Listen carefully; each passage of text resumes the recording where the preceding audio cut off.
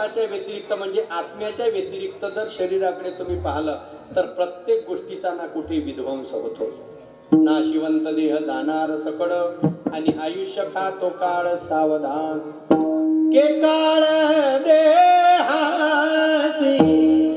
आलागाऊ आम्ही आनंदे नाचू गाऊ काळ देहासी आलागाऊ. आत्म्याचा विचार केला तर तो नाशवान नाही, तो अविनाशी आहे. पण शरीराच्या संबंधाने जर पाहिलं मग नख पहा, शरीराचं चामडं पहा, डोक्यावरचे केस पहा, का पूर्ण शरीराचं तुम्ही ऑब्झर्वेशन करा. जसं बालपणामध्ये आपण गुडगुडीत असतो तसे तरुणपणात दिसत नाही, आणि जसे तरुणपणात सुंदर असतो तसे म्हातारपणात कधीच दिसत नाही. कौतुक लहानपणातच होते कोणाचं, कसंही कोणाचंही लेकरू असू द्या तरी शेजारची बाई येते, पटकन कळीवर घेते, त्याचा लाड करते, त्याला दुकानात नेते, एखादं चॉकलेट तरी घेऊन देईन, बिस्किटचा पुडा तरी घेऊन देईन. हे लहानपण आहे. पण तुम्ही ऐकलं का कधी 70 वर्षाच्या बुड्याला कोण उचललं बा अन कळीवर घेतलं, चल चल बिस्किट देतो तुला. एरवी ते बिस्किटवरच आलं असते त्या वयामध्ये, पण नाही होत नाही हे सगळं. संतांनी पुन्हा पुन्हा कोण्या अवस्थेची मागणी केली? लहानपण देगा देवा मुंगी साखरेचा मुंगी साखरेचा रवा लहानपण देगा देवा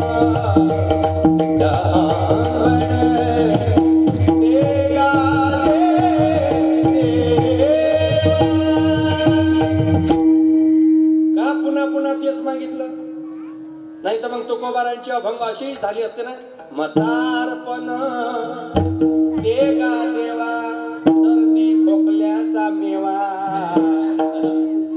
म्हातारपण मागायची गरज नाही सज्जन हो. जी वस्तुस्थिती एकदा गेली का रिटर्न मिळत नाही. जीवनात काही गोष्टी अशा आहे का त्याला वन्स मोर नाही आहे. एखाद्याचं गायन आपल्याला आवडलं तर आपण वन्स मोर म्हणू शकतो. एखादा अभंग आवडला, एखादा बोल आवडला, एखादी चाल आवडली, वन्स मोर होऊ शकते. पण आपलं लहानपण गेल्यावर 70 वर्षात म्हणा बरं लहानपण आले, ए लहानपण वन्स मोर.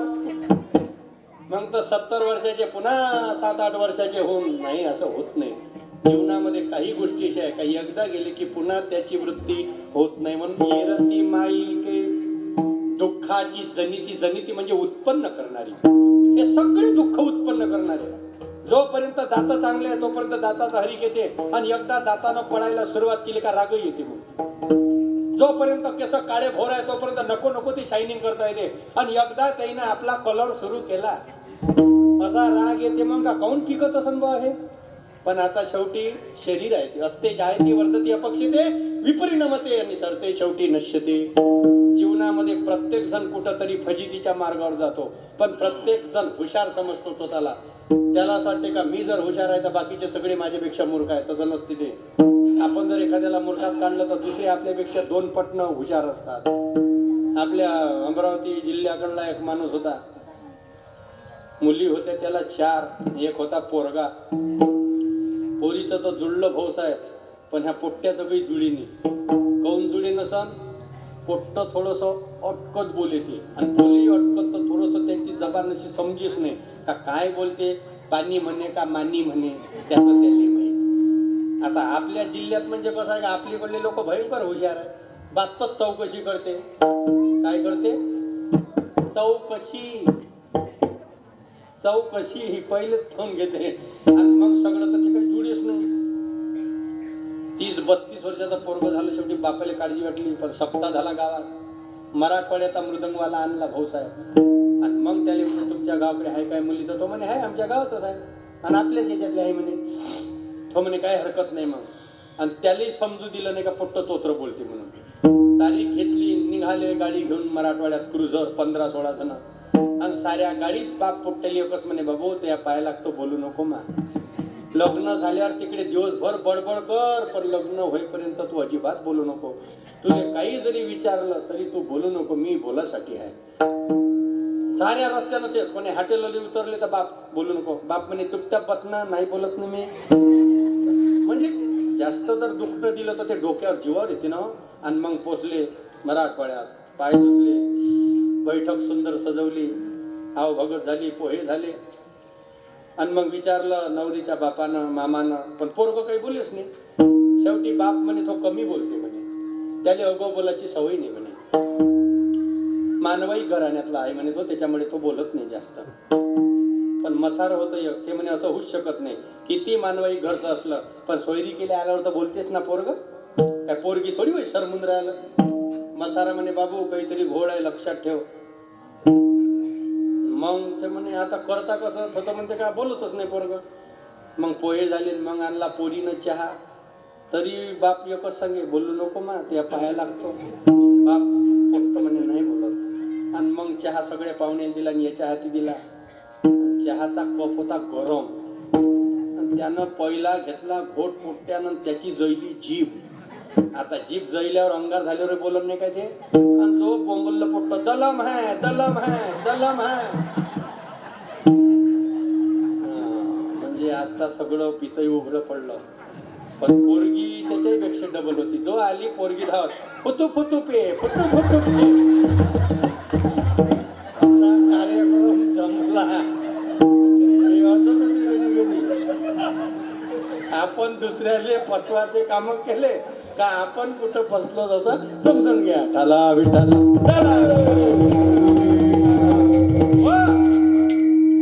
म्हणजे हा कार्यक्रम कसा असतो आणि हे प्रत्येकाच्या जीवनात घडते बरं.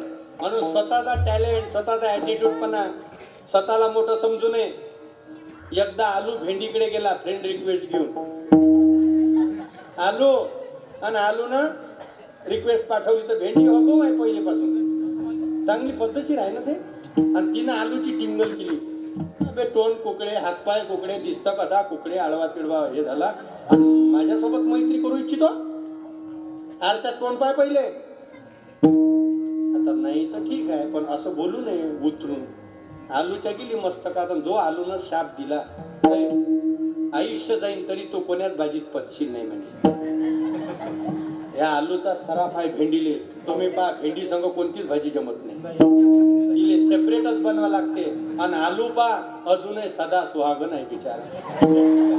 वांग्यात टाका आलू, कोबीत टाका आलू, चण्यात टाका आलू, वाटाण्यात टाका आलू, पनीर मध्ये टाका. अरे उपासाचा उसय असलं तरी शाबास आलू. टाला विठाला म्हणून ते कसं आहे, जास्त ॲटिट्यूड आणला अंगात का ते एकटं राहावं लागते. मग म्हणून ते तेव्हापासून आलू बिचारा काही नाही काही नम्रता आहे तिच्यामध्ये. तुकोबार आहे म्हणतात, हे सगळं आपल्या भोवतालचं बॅकग्राऊंड आहे. काही क्षणापुरतं खरं वाटेल, पण इरती माईकी दुःखाची जनिती नाही आदी अंती अवसानी. याला आधी नाही म्हणजे आधी नव्हतं, याला सुरुवातही नाही आणि याला शेवटही नाही. मग असा आहे कोण जगामध्ये ज्याचं वर्णन आमच्या साधू संतांनी केलेलं आहे.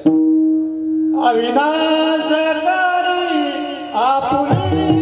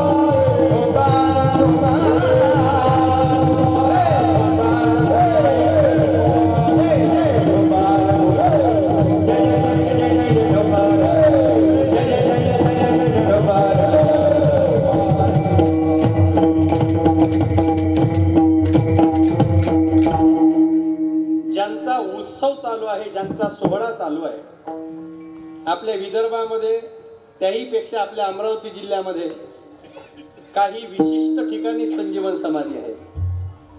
एक काटपूरला आहे देवभारती महाराज, म्हणजे माझ्या पाहिणीतल्या बरं. त्याच्या व्यतिरिक्त असतील एक घुईकेळला आहे बेंडोजी महाराज, आणि आता आपले दत्तगिरीजी महाराज.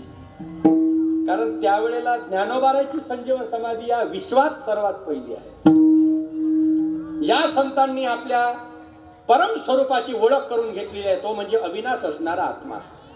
जसं सोनं धातू एक आहे पण त्याचे दागिने अनेक होतात, माती स्थिती एक आहे पण त्याचे भांडे अनेक होतात. त्यात मातीची उजळणी, त्यात मातीची फुलदाणी, त्यात मातीची दिवनाली, त्यात मातीची दुपारणं, त्यात मातीचं गाडगं, त्यात मातीची देवमातन, आणि त्यात मातीची गडली मरताना सोबत येते, आणि त्याच मातीची चिलम सुद्धा होते. पण प्रत्येकाचं कार्य भिन्न भिन्न आहे. संतांनी आपल्या जीवनात पा कशी स्टेप गाजवली. मग संतांचं अस्तित्व काय? ज्यांनी आपल्या जीवनात अविनाश परमात्म्याचा स्वीकार केलेला आहे. एकदा वैकुंठामध्ये भगवान परमात्म्याकडे नारदजी गेले आणि वैकुंठाधिपती नारायणाला नारदांनी विचारलं, देवा मला या जगामध्ये असणाऱ्या संतांचं महत्व सांगा. का संतांनी आपल्या जीवनामध्ये अविनाश तत्व प्रगट केलेलं आहे, मग ते संत कसे ओळखावे, कोण आहेत संत? देव म्हणाला, मी राहतो वैकुंठात पण मलाही संत पद माहित नाही, त्याच्यासाठी मीच तर संत झालो. आणि तुला जर संताचं महत्व पाहिजे नारदा, मग एक काम कर, एका रस्त्यानं मी सांगतो त्या, तुला एका नालीमध्ये रेंगाळणारा किडा दिसेल, त्या किड्याला विचार. आता किडा कुठं सांगन काय महत्व. शेवटी गेले नारद, नालीकडे पाहिलं तर तो किडा असा चालत होता पाण्यावर. त्या किड्याला हात जोडले सांगितलं, भाऊ आता काय बोलन किडा. तो आपला मुंडक त्या पाण्यात हलवत होता. सांग म्हणे या संत संगतीचं महत्व काय. देवाने पाठवलेला दूत होते नारदजी. त्या किड्याला जसं विचारलं साधूचा संगतीचा महिमा काय, तर किडा तडफड तडफड झाला पाण्यामध्ये गटारात आणि मरून पडला. नारदाच्या लक्षात आलं का हे मेलं गेलं. आता कोण सांगन आपल्याला. डबल देवाकडे गेले. देवा ज्याला विचारलं ते गेलं विचारल्याबरोबर. आता डबल त्याच रस्त्यानं जा नारदजी. आता कोण आहे? आता एका झाडावर काट्यावर सरडा दिसेल. नारद म्हणे माणसं नाही काय शिल्लक. किड्याले विचार, सरड्याले विचार. देव म्हणे अरे एका चक्रात पेशंटचा रोगही डॉक्टरले समजत नाही. संत म्हणजे काय भाजीपाला थोडी आहे. जा तुम्ही. गेले तर तो सरडा कुंपणावर बसला होता मुंडक असा हलवत. नारदजी गेले, हात जोडले. अरे सरडे भाऊ जरा संत संगतीचं महत्व सांगा. असं म्हटल्याबरोबर सरड्याने डोळे पांढरे केले, जीभ बाहेर काढली, मान टाकून तेही गेलं. नारद म्हणे झालं दुसरंही गमावलं. अजून परत गेले, देवा तेही गेलं. म्हणे आता डबल त्याच रस्त्यांचा एक आंब्याचं झाड लागल, त्याच्यावर एक पोपट बसलेला आहे. नारद म्हणे काहून तुम्ही दुसऱ्याचं पाप माया माथ्याला लावून राहिले. बस नारदा दोन ऑप्शन राहिले अजून. गेले तर त्या पोपटाला विचारलं, पोपट चल सांग संताच्या संगतीचा महिमा. त्यावेळेला पोपटाने सुद्धा आंबा खाता खाता चोच वर केली, डोळे पांढरे केले आणि ते फांदीहून खाली पडलं. त्याने देह सोडला.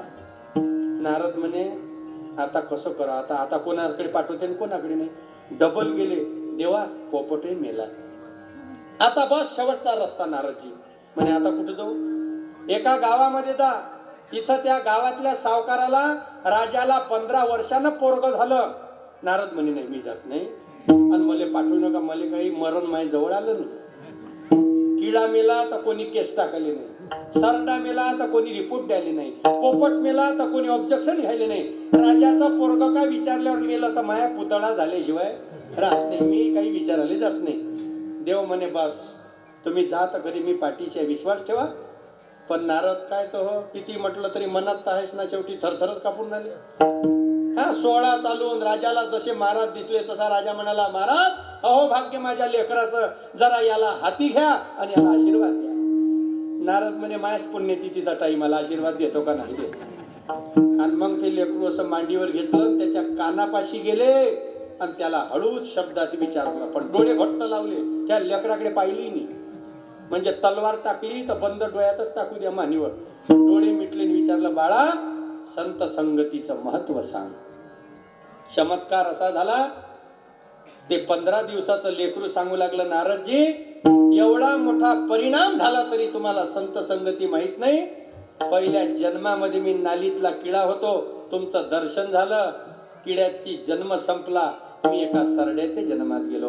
पुन्हा तुमचं दर्शन झालं, सरड्याचा जन्म संपला, पोपटाच्या जन्मात गेलो. पुन्हा तुमची भेट झाली, माझं भाग्य एवढं उदयाला आलं का सगळ्या वाईट जन्माला सोडून एका राजाच्या मुलाच्या रूपात मी जन्माला आलो. हाच संत संगतीचा महिमा आहे. मग याच्यापेक्षा काय महत्व द्यावं? म्हणून त्या संतांनी आपल्या जीवनामध्ये अविनाश तत्व धारण केलं. आता कितवा संजीवन समाधी सोहळा महाराजांचा? 61. पहा बरं, आपले होईन एवढे? आपलं तर श्राद्ध झालं तर लय म्हणा, कारण काही काही बुडे तेरवीच्या लायकीचे नाही, पण ते आता लोक लाजीसाठी करा लागते म्हणून करा लागते. नाही तर त्याचं पिंडदान टाकू नये एवढे मुजर आहे मध्ये. पापस तेवढे आहे का घास टाकान तर कावडा तोंड लावत नाही, पिंडदान करा तर कुत्र काहीच नाही येत हो, काहीच नाही येत. म्हणून सांगायचं तात्पर्य, हे अविनाशी लोक आहेत. म्हणून संतापायी ठेविता शिर, आपोआप देवाची प्राप्ती होईल. म्हणून अविनाश करी आपुलिया ऐसे आणि लावी मना पिसे गोविंदाचे. संत महात्म्यांनी वर्णन केलेलं आहे का माणूस गेल्यानंतर फक्त त्याचं कर्तव्य शिल्लक, मरावे परी कीर्ती रूपी उरावे, किंवा देह त्यागिता कीर्ती मागे उरावी आणि मना सज्जना हीची क्रिया धरावी. तुकडोजी महाराज शरीराने जरी गेले असले तरी ग्रामगीतेच्या निमित्ताने आजही जिवंत आहे. आपल्या परंपरेमध्ये अनेक संत तुम्हाला पाहायला मिळतील, पण महाराज म्हणतात, गेले दिगंबर ईश्वर विभूती, राहिल्या त्या कीर्ती जगा माझी. येथे नाही उरो आले अवतार, येरते पामर जीव किती. के मरना हक का बान है, जीना उधार लाना है. क्यों मरने घबराता बंदे, मरना एक खुशाली है. तुम्ही ग्रंथामध्ये पुरावे पहा, ज्या ज्या लोकांनी आपलं चरित्र गाजवलेलं आहे त्यांचे उदाहरणं तुम्हाला मिळतील. भागवतामध्ये जर पाहिलं, हजारो वर्ष झाले कृष्ण चरित्राला, तरी भागवत कथा आजही तुम्ही ऐकता. पावर आहे ते. आजही दिवाळी झाली का कार्तिक महिन्यामध्ये जालंधराची असणारी पत्नी वृंदा, जी तुळशीच्या रूपामध्ये जन्माला आलेली आहे, तिच्या संग होते का नाही कृष्णाचं लग्न दरवर्षी? काऊन होत असं मलाही माहित नाही. आहे ना, माहित आहे म्हणून तर इथं आलो मी, नाही तर माहित नसतं तर कसं काय बोलावलं असतं तुम्ही. कारण वृंदेचा पती जालंधर पतिव्रतेच्या सामर्थ्यावर सगळ्या देवादिकांना जिंकू शकत होता, पण महादेवानी ज्या वेळेला युद्ध केलं तर भगवान विष्णूने जालंधराचं रूप घेऊन ज्या वेळेला तुळशीला पातिव्रत्य भंग केलं म्हणतात, तेव्हा तिनं शाप दिला का माझ्या कपाळावरचं कुंकू कधी कमी होऊ नये आणि मला वैधव्य कधी मिळू नये. म्हणून दरवर्षी माझं सौभाग्य कायम ठेवासाठी तुला माझ्याशी लग्न करावं लागेल. म्हणून बाकीचे सगळे झाडं असू द्या, पण आजही आता बाकीचे झाडं म्हणजे सावली पुरते, पण तुळशी काही आपल्याला सावलीसाठीच थोडी आहे. कोरोनाच्या काळामध्ये लहान पेले काय हे लोक काळा काढू काढू काळा काढू काढू, आणि आता काय म्हणते, तुळशी वारकरी संप्रदायाची आहे, तुळशी हिंदू धर्माची आहे. आणि मग काय हात लावला बी तुम्ही कोरोना? बेसरमचा रस प्यायला पाहिजे होता कोरोना, तुळशीला कशाला हात लावला? म्हणून अकबर आणि बिरबल हे दोघे जण चालले होते एक दिवस रस्त्यानं. आता आपलं बिरबलजी म्हणजे कसं, अकबराच्या दरबारातलं नवरत्नापैकी हुशार रत्न होतं. आता आपली लोक कसे आहे, मंदिर दिसो, कळत दिसो, कुठं शेंदूर लावलेलं दगड दिसो, दोन हात जोडल्याशिवाय राहत नाही. चालले बिरबल, अकबर पुढं बिरबल मागं. जाता जाता तुळशीचं झाड दिसलं एका ठिकाणी आणि बिरबलाने दोन्ही हात जोडले, नमस्कार केला. अकबराने पाहिला, क्या कर रहे हो? बिरबल म्हणे, कुछ नहीं, नमस्कार कर रहा हूं. किसको? बोले, इस पौधे को. क्या है ये? बोले, हमारी माँ है सरकार. मूर्ख लोग, मेरी माँ है, मेरी माँ है. भला पेट कभी माँ बन सकती है? गेलो बा रागा रागानं, जा धरलो कवटे ते तुळशीचं झाड पडलं फेकलो राहिलो. राग तर साला बिरबर आले का याची चटणी करावं दही टाकून चांगली, पण बोलता येत नाही. शेवटी बिरबल म्हणे, कधी ना कधी सापडशील तो ताब्यात. आणि 15 दिवसांना अजून हे दोघं फिरायला निघाले. मग दिसलं काचकुर्याचं झाड. मग तर जाणून बिरबल पाया लागले, नुसते पायाने लागले, साष्टांग दंडवत घातला. मग अकबर म्हणे, क्या है? क्या कर रहा है? बोले कुछ नहीं सरकार, नमस्कार कर रहा हूँ। ये कौन है? मैंने ये हमारा बुड्ढा है, हमारा बाप है। वो माता थी, ये पिता है, बाप है। आता किती डोकं खराब झालं असेल त्याचं. कोणाले माय म्हणता, कोणाले बाप म्हणता. जो केला आणि पकडलं राजो काचकुऱ्याचं झाड ते. आता काचकुऱ्याच व्हायच्या जाल लाड करू लागले याच्या. असा खाजून राहिला वाढण्यासारखा पुरा अंग लाल भडक झालं. आणि मग बिरबल क्रोधित झाला, संतापला. हे बिरबल, क्या है ये? क्या है ये सब? मैंने कुछ नहीं, हमारी माँ अच्छी है लेकिन साला बुड्ढा बड़ा खतरनाक है. म्हणून कधी हे करायचं नसते. आताही हिंदू परंपरेमध्ये, संस्कृतीमध्ये काही गोष्टी अशा आहे का ज्याला शास्त्राचा सिद्धांत आहे. म्हणून संतांनी वर्णन केलं. 128 वर्ष झाले तरी अजूनही सुंदर अस्तित्व. 146 38 46 146 म्हणजे आता 4 वर्षानं पुन्हा 1 शताब्दी आणि सुवर्ण महोत्सव असा 150वा पुण्यतिथी संजीवन समाधी सोहळा पुन्हा आपल्या या गावामध्ये होईल 4 वर्षांनी. आणि हेच फक्त अस्तित्व संतांचं आहे. तुका म्हणे